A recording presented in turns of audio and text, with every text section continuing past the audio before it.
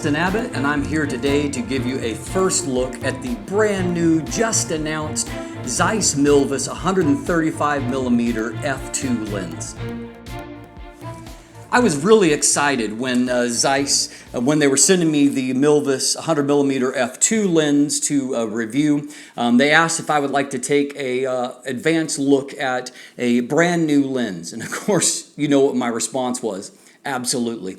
When I opened the box and saw that it was a Milvus version of one of my absolute favorite Zeiss lenses that I've reviewed, the APO Sonar 135mm f2, I was really happy to see that. The APR Sonar was actually, it's really one of the most recent lenses announced in what is now the Classic series. And shortly thereafter, Zeiss came out with the Otis series, and all the attention shifted to the first, the Otis 55, and then the Otis 85mm f1.4 lenses.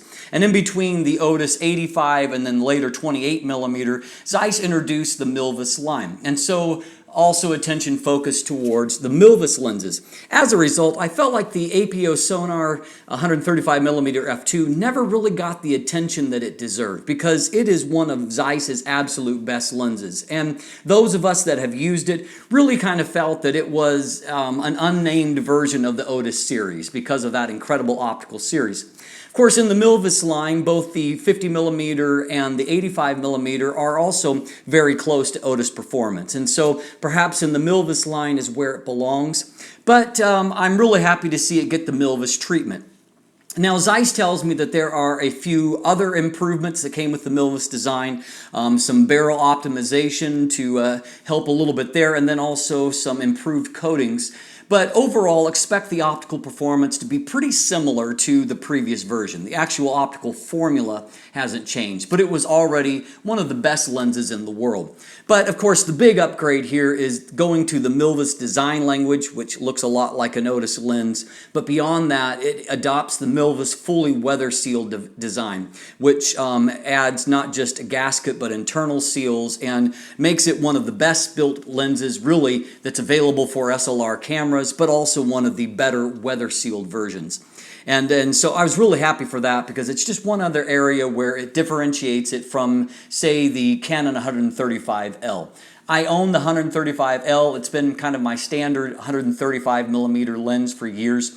But the Milvus 135, it destroys the Canon 135L optically. And if you don't believe me, just check back in about a week when I give you my final review, or maybe 2 weeks from now. But I've already done head-to-head test with the APO Sonar, and I've done more over the last few weeks with the Milvus 135 and comparing it to the Canon 135L, and it just blows it out of the water. Beyond that, however, it now offers weather sealing, which is one other thing that the Canon 135L doesn't have. And so if you're shooting portraits or weddings or whatever it is that you're happening to shoot and the weather turns sour, you don't have to worry about it in this lens because of the Milvus redesign. So to give you a little bit of an idea of the overall changes to the lens, as I said, it has the same optical formula, and so it still focuses down to 2.62 feet or 80 centimeters, same as the last, and it has a very useful 1:4 reproduction ratio, or a 0.25 times magnification, which is significantly higher than what the Canon 135L offers, and to me is a very, very useful spec. You throw an extension tube on this baby and you can very quickly get to macro type levels of magnification, of course, with a great working distance on top of that. It's 11 elements in 8 groups. It has a 77mm front filter thread, very accessible, very common. And it has, however, grown a little bit thicker around, going from 3.31 inches or 84 millimeters to 3.53 inches or 89.7 millimeters. It's also a hair longer. And instead of being 4¼ inches, it's now 4.53 inches, or going from 108 millimeters to 115 millimeters. As has been typical, unfortunately, for the Milvus lenses, it's also grown pretty significantly in weight. The old version was 930 grams. That's just a little over 2 pounds. The new version is 1,123 grams, which is closer to 2.5 pounds.